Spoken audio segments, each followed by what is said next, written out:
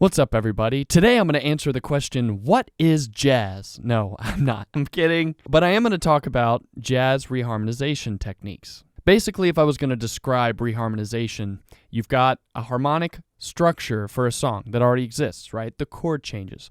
You also have the melody that sits on top of that. Basically, what you're doing is changing those chords, maybe completely, or maybe you're keeping some of it and just making some adjustments, and you're giving the song a new flavor. You're giving it a new sound by changing that progression underneath. That's the reharmonization. You are reharmonizing the song. Now let's bring this into a song. Let's say we're doing Amazing Grace, because it's something that everybody knows and it's a very simple melody. So normally Amazing Grace would go something like this.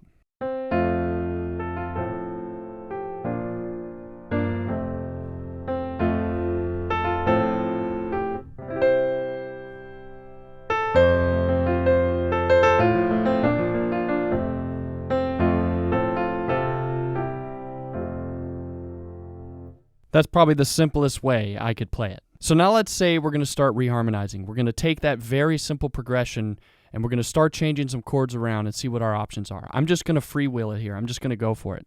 As a challenge to me, let's see what happens if we go with something crazy like one of our slash chords, right? So let's say we keep our F the same, but we put the D flat in the left hand.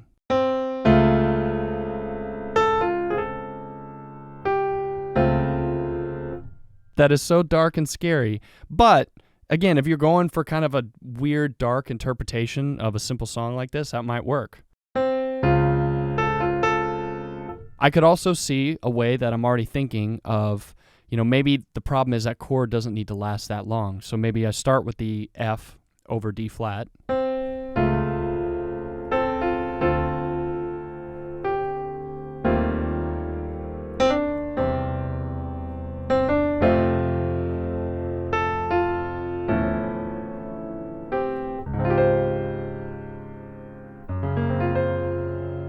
All right, so I really just kind of did that. Basically, what I was thinking that whole time was, how much of the original progression do I want to change? Where do I want my dissonances to be? Do I want to eventually make my way back to F? Again, how much of it am I changing? What chords maybe do I want to keep? Which ones do I want to take away? So when I started with the D flat, I was thinking, okay, that's very tense, which means I probably need to resolve that resolution that I created on the first chord. So I walked the bass up simply to D. Because that's a stable chord and a different chord. It's not the F, but it's different. But then I made my way to really an F7, an inversion of an F dominant 7. So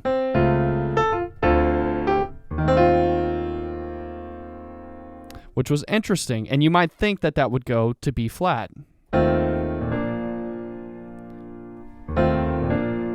Which it could, but it's a little clunky, and because I have this really nice rising chromatic bass, which is pretty cool in my opinion, I want to keep that going. And then I find my way to a 5 chord. And I just go right back to F. See, that's what I want to stress about reharmonization. You don't have to change every single chord. Sometimes that might be cool if you want to really do something drastic. But a lot of times it's good to keep something to bring us back, right? To remind us what key we're in, even just for a second, because it grounds it. And especially with a song like this, it's nice. It lets your listeners know where they stand, sort of in a way. So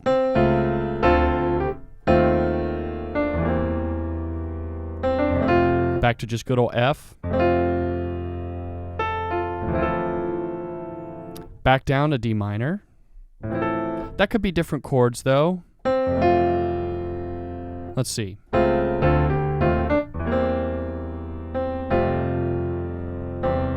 That could also go back down to D.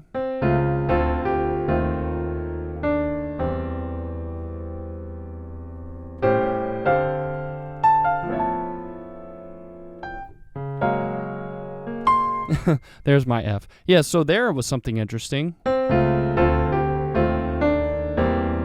I turned this kind of into a 2-5, so here's one of those go-tos. I love looking for places I can squeeze in 2 5s. the more colorful the top note is, the melody note is, versus the bottom of that 2/5, the better. It doesn't sound as good when there's a note that's like, say, a fifth in a chord. So it's a D major with a fifth. It's not so colorful. Major 7, ooh, more colorful. A 9, a 13. I have to change the voicing. So the more dissonant, the more colorful the note, the melody is to the bass. That's the big relationship, the better. So in this case, back to the song. I've got the sharp 9 on an A7. So I'm throwing in a 2/5 here to get to D minor, because what I want to do is create a little progression, like a jazz type progression, which are built on 2/5-1s.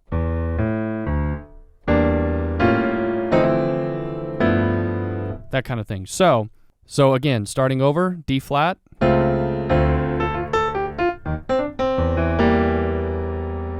Now, A7 with the sharp 9 going to D minor. The voicing may be a little kind of low, but just for the example right now, we'll keep going. So A7, sharp 9 to D minor. Then around the circle of fifths again, we're going to go to G.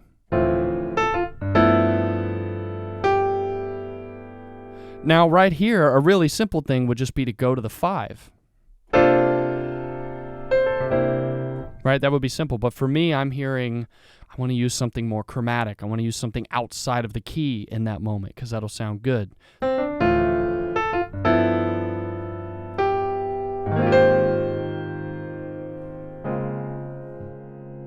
I love doing that. You can play a 2/5 that's in the key that sounds very consonant in a lot of ways.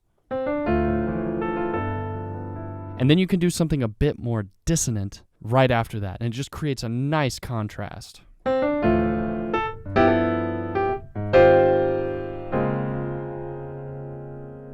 Now, if I was going to go on from there, I'd probably go to F, but I'd put the fifth in the bass because it'd be a nice motion from the D flat.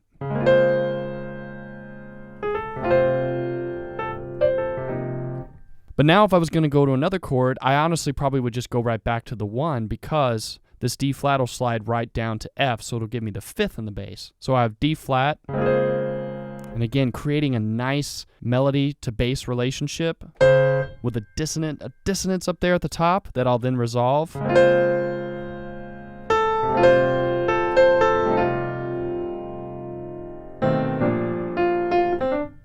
And then on and on. But let me back up a little bit more. So we had that 2/5.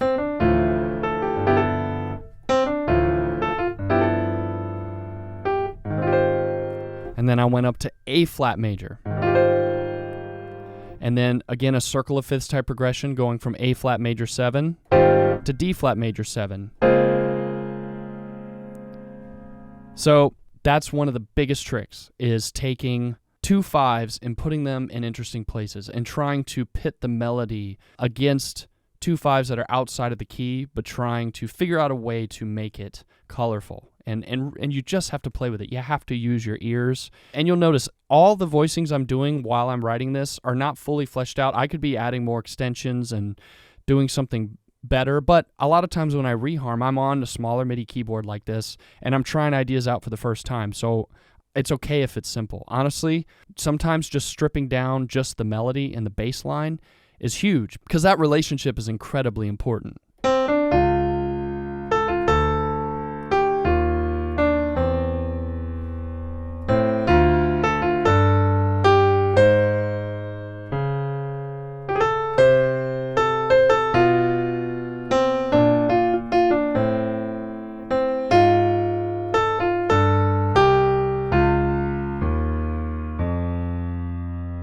So I was just kind of improvising there, but you could hear some extra changes, and the bass line relationship was suggesting some harmonies. Like at the end,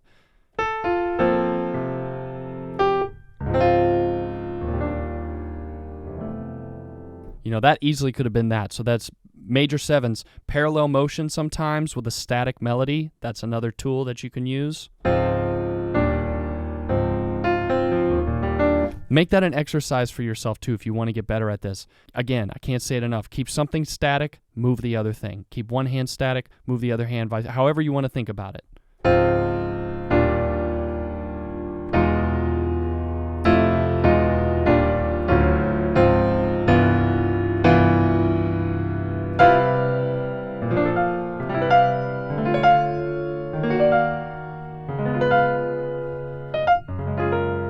Just play. You can just play. Another thing I like to do to get some inspiration is to make the bass line move chromatically up or down while I play through the entire song and try to fill in logical chords between the melody and bass. What this does is, maybe make me have some happy accidents. There may be a moment because of this exercise, and it kind of puts me in the box, where I put a bass note under a certain part of the song I would have never imagined using. It just happens to work, and I'm like, oh my God, that could be really nice. So, again, for instance, this might be how I would do that on Amazing Grace.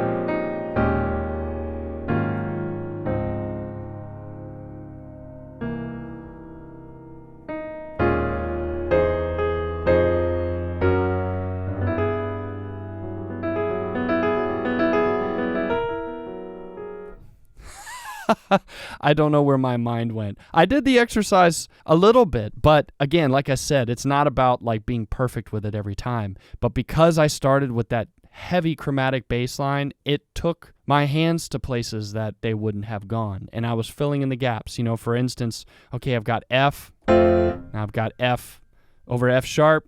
Now I've got kind of a G minor it's going to be. Kind of creates a weird dissonance here, though. That's not always so pretty. Minor ninths don't always sound so good. But the next one's going to be great. A flat major 7. I could have made it more colorful. Maybe an E. Maybe make it, again, like a slash chord, like a C over A flat. But then I started kind of doing some circle of fifth stuff. Things like...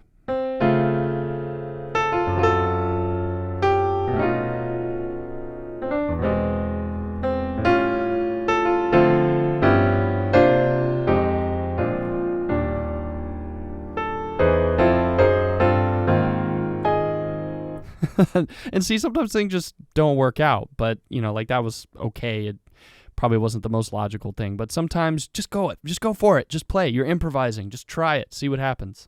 Another thing that I did in there that is available to you is changing the key of the song in the middle. You can totally do that. It can be kind of a fun thing to, shift to a different key for like a couple bars and go back. Sometimes it could sound a little goofy or weird, but there's one thing I actually did with Don Carr. We worked on this together, and Nick was playing on it too.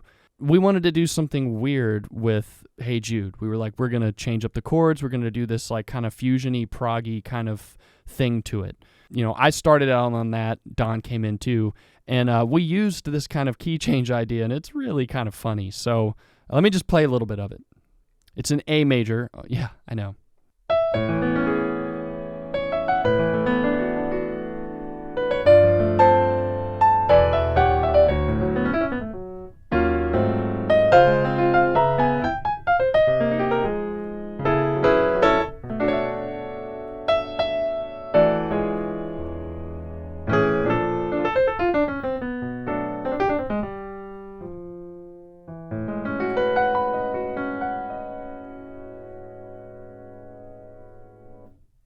Now that used a lot of the things I've been talking about. There were circle of fifths things in there. Obviously, I changed the key partway through, which just makes you go like, what? But then there were other things. There were chromatic things, adding maybe chords that would be a little bit more functional, but just making them more colorful and giving them that extended jazz harmony kind of treatment with more extensions and colors. So just breaking it down real quick, starting on A major, because again, like I said, I like starting on the key that the song starts in. It's a nice frame of reference. So just quickly, starting out on A major 7 with a 9. Just add some nice color. This would just be with A major, but with the extra notes. Now next, B minor 7 really, over A.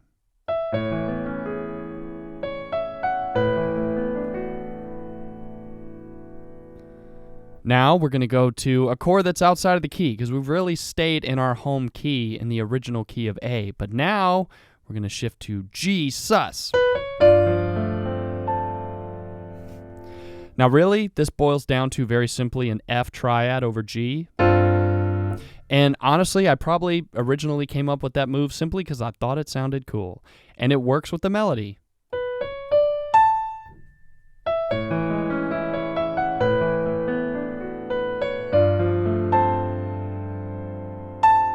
It's really nice. It's the 9. And it's a colorful chord, especially on a sus chord. Now the next chord, these are kind of passing chords to get me to the place that I'm going, and this definitely uses some of that chromatic bass movement that I've been talking about.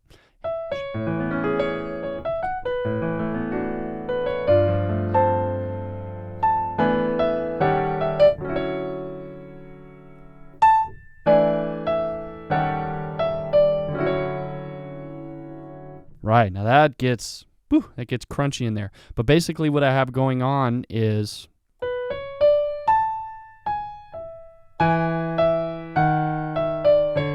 now this is something I don't do often because a lot of times it can sound a little awkward, but I don't like melodies generally where it starts a half step away from the bass and then bypasses the root. So this kind of thing.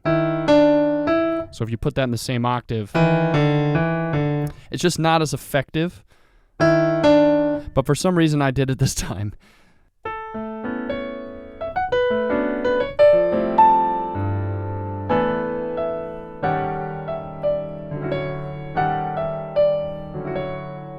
Really, the main reason why I kept it is because I liked the bass movement, I liked where I was headed, and I liked ending with the major 7 in the melody because it's really nice and colorful. So it was a little bit of a chromatic rub, but I let it slide. So again, now this is the crazy part because this is where I decided to change the key. So we had sort of this, E major, really what I would call is like an E sus with the major third still in it. So we have the sus 4, E sus. Then we also got the flat 7. We got the third in there. So it creates this nice sound up top with this major 7 crunch in it.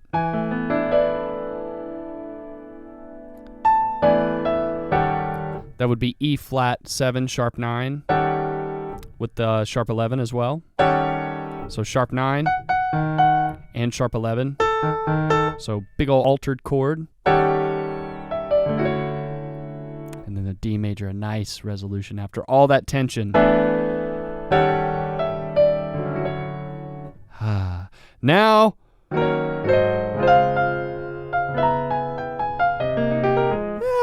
in it.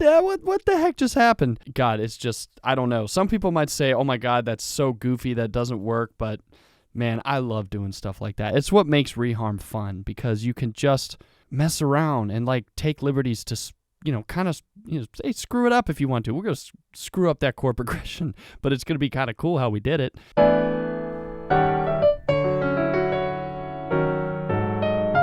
So basically what ended up happening is I pivoted on one note so I could change keys. Because if I stayed in A, it would have been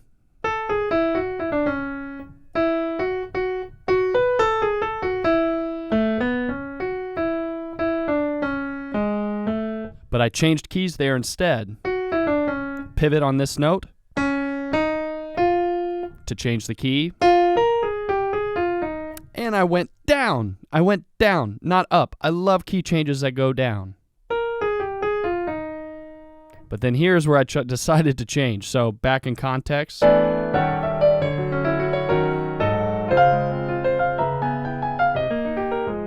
That was a 2-5 there, C minor. Well, it was, not technically like a 2-5-1, but it was a circle of fifths motion moving and forth. So C minor 7 to F minor 7. There's a little rub there that, honestly may not work out as well as it could.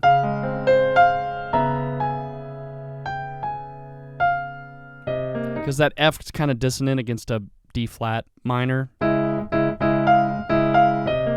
But honestly, it doesn't bother me all that much. It's just a little rub. It's just a little rub. Now, we got our little 2-5 thing, C minor 7 to F minor 7, really our circle of fifths movement. But then we get that up a half step, and that's when we change keys.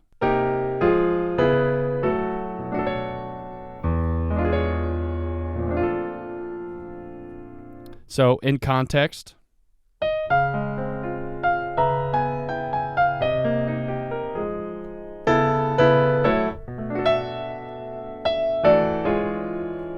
now that just worked out so beautifully. The melody was able to be the 13 on the 5 chord. And this is really not even reharmonization because the root is the same as it would be in the song because that's where the 5 chord happens in the original. But it's changing the quality of the chord to be more dense, to be more chromatic. And there's this nice chromatic movement of this upper structure, this triad right here, over the E. And that's the kind of stuff you discover from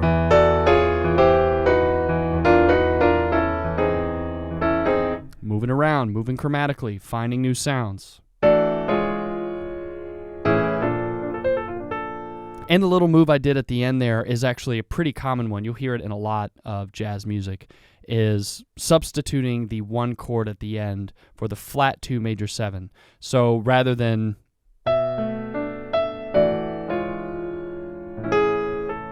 just landing right on the 1, I did.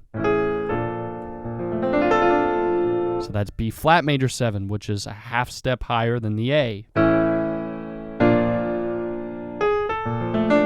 But because I didn't want this ugly A flat, that's a little too, confusing sounding. So, okay, well, I'll just make it a parallel movement. Meaning I'll take the same voicing and just move it up half a step.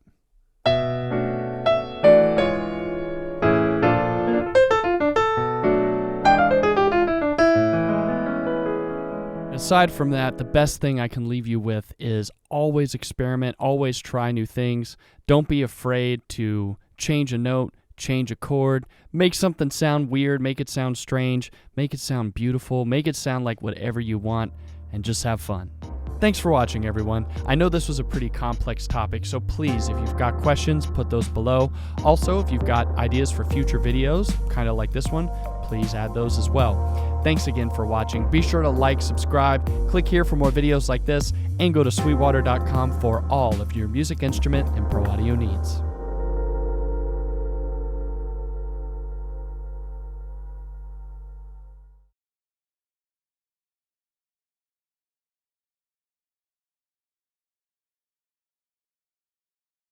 Now we're in a dab with the wet and heroin. Now we're in a dab with the wet and heroin. Now we're in a dab with the wet and heroin. Now we're in a dab with the wet and heroin.